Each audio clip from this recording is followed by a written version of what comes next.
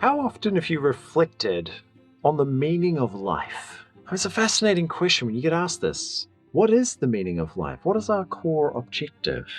And I feel like there is no right or wrong answer necessarily. We're all on a journey. We're all trying to find our path. And you would have heard common expressions like, enjoy the journey, not the destination. The destination's not as important.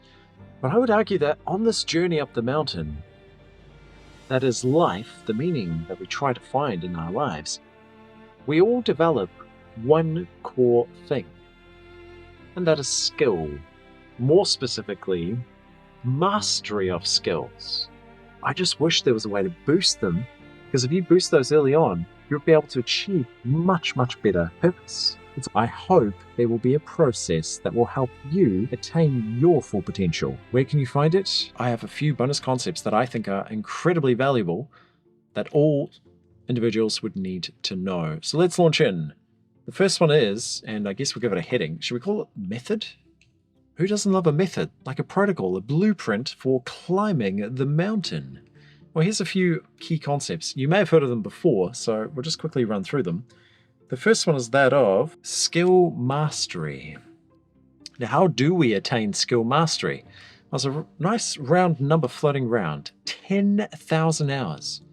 Do anything repetitively for 10,000 hours and you will absolutely master that skill.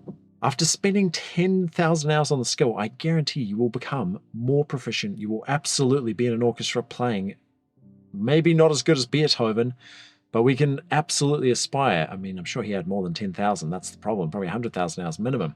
Maybe like 1,000,000 hours. Okay, pretty intense. Definitely not a set number, but a useful concept to work towards. But it's often difficult to translate these concepts. Like, I'm sure you've heard of the 10,000 hour concept before, but we don't often think about how does that actually translate into the real world? What is this 10,000 hours in the real world? Well, we already know how many hours we have in a week, and we have a model, which is, I guess, 40-hour work week. That's right, 40 hours per week onto a given profession. So what does it look like within that framework? How many hours would it take to become a master within a given discipline, a technical skill, perhaps? Okay, well, let's do a little bit of mathematics. We'll find out the numbers. So that's the classic 9 to 5, 40 hours per week. If we divide out our 10,000 hours by the 40 hours that we put in, we end up with 250 weeks. That means after doing something for 250 weeks, 40 hours per week, you will attain mastery of whatever it is you're doing, whether it's playing video games, or maybe it's reading the stock market, maybe it's monitoring electrical equipment, maybe it's performing a technical skill like plumbing.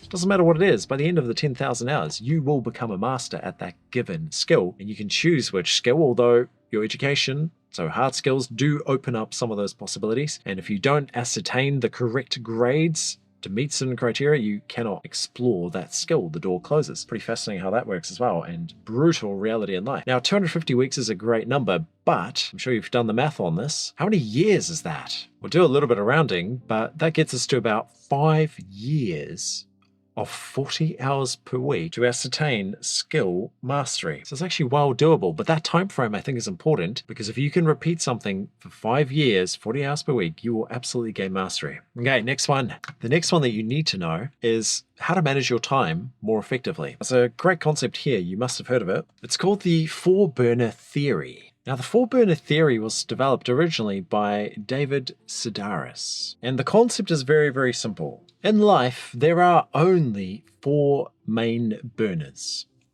What are those burners? Very, very simply put, there's health, family, social, and work. Now, we have a limited amount of time. We have to allocate our time into those 4 burners. And let's say we boil it down to, well, we have a net of 100% time, and we then begin to allocate it maybe as a percentage into each of the burners. The end result is a very interesting numbers game, because you have to decide, well, let's say you decide, you know what, I'm going to put 60% of my time into the work burner. Sounds very logical for someone who's maybe just finished their qualification and really beginning to bunker down and form their career.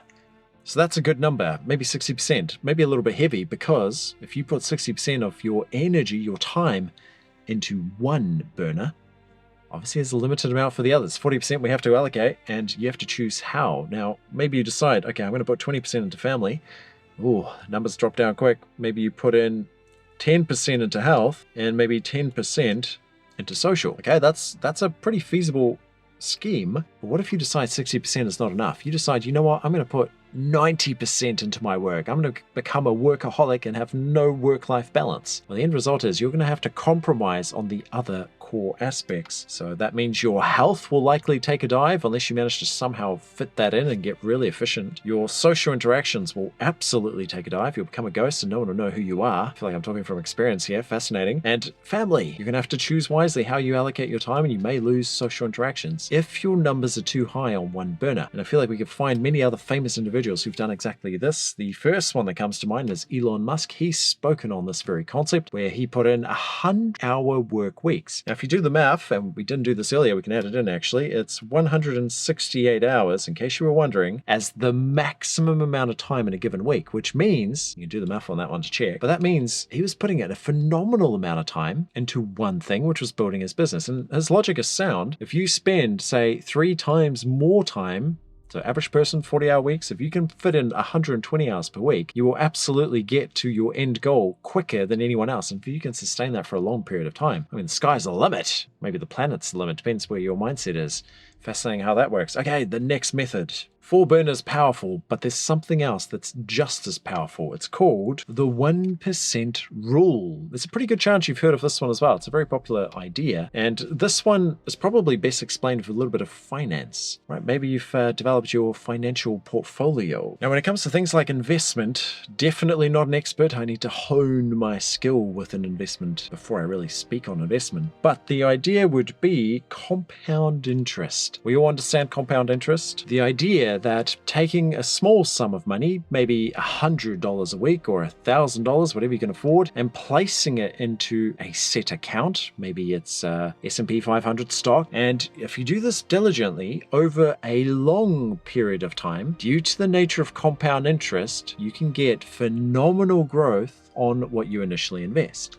So I guess the comparison there is something like a bank going for traditional interest. Maybe get a very competitive rates, putting your savings away and diligently putting $100 into your savings account. Same principle. Compound interest over time, you get a larger sum of money from that initial investment. But the compounding effect is more pronounced within something like the stock market. Obviously, the risk goes up as well, especially when there's a recession looming. Don't invest now, not a good time, I suspect. Hopefully there's no crash, but crash may be imminent. That leaves us with a slight dilemma. How can we apply something like compound interest in our daily lives? How does that even fit? Well, the 1% rule, originally created by...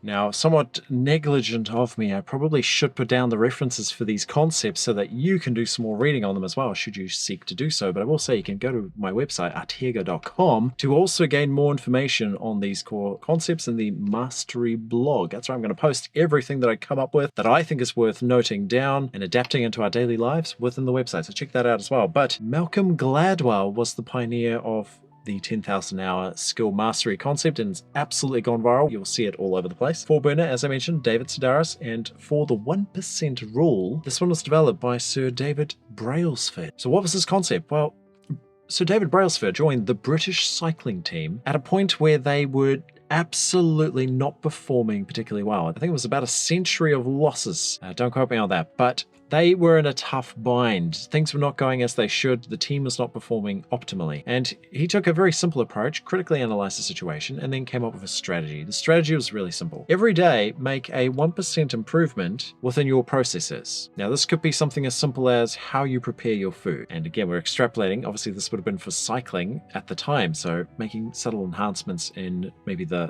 processes that are required, whether it's the training of the cyclists, the equipment that they use, how they assess their equipment, all of it but just having that mindset of 1% improvement. It's a powerful thing. Now, why would this 1% be so impressive, and how does it relate to compound interest, and how does all of this tie together? Well, here it is. Simple math. If we're able to take a 1% improvement and let's say we apply it to 1 year, 365 days, what is the net gain that we will attain by the end of it? That number is a very interesting number. It's 37.8 fold, or if you prefer percentage, a 3,778% improvement. 1 year, 1% improvement per day. Man, that is a good example of compound interest. But also, take note, investments aside, this is a good way to improve your daily workflow. All you have to do is adopt the mindset of every day reflecting on your process. How's there something simple that you can change to make sure that the next day you become even better? Now, I've taken all of these strategies and I've incorporated them into a program that I hope to share with the world in a workshop format. I hope there will be a process that will help you attain your full potential. Where can you find it? Well, it's definitely going to be through the website, Areteerga.com. Check it out for now, but that'll be a note for the future.